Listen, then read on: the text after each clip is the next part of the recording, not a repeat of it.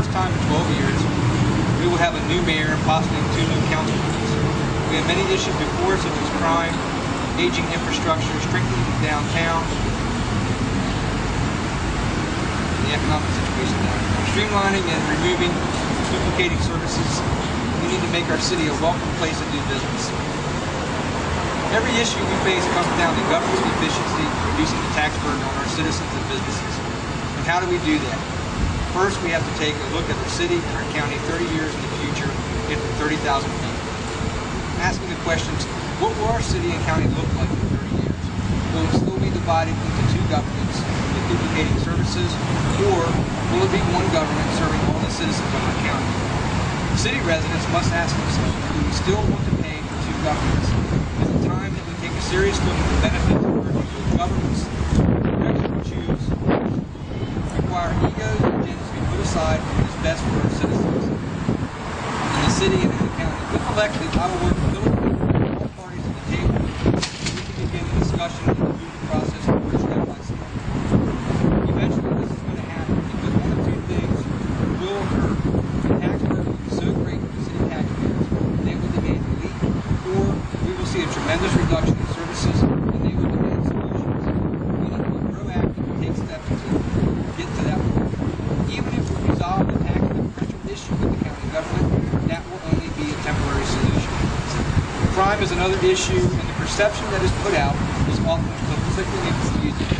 Some are using the FBI crime statistics, which measure crime per capita, and cautions on how the data is used. Municipal law enforcement agencies use raw crime data to compare year to year and by category. This is a standard practice that municipalities use when measuring crime.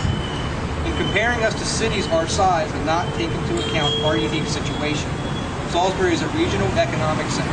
Though 27,000 people live in our great city, we grow to a city of over 100,000 with all the people that work, shop, and visit on a daily basis. That is why the per capita method of measuring crime is not recommended for use by the FBI. It only measures the residents that live here, not the actual number of people that work and shop here. Skewing the numbers in a way that is not intended by the FBI simply because they do not take into consideration our unique situation as a regional economic center is not fair to our citizens.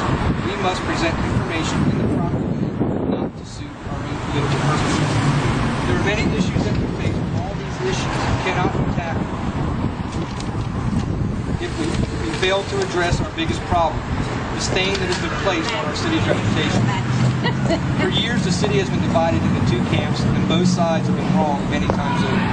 Personal issues and vendettas have destroyed the reputation of our city, and the scorched earth method of politics has taken over. People's reputations have been destroyed by lies, half-truths, if anything goes as long as I destroy you mentality. And we wonder why good people will not stand up and serve. The time has come for this to end. There is no way we can tackle the important issues that we face and keep up this type of politics. I am tired of seeing the reputation of the city I love and chose to live.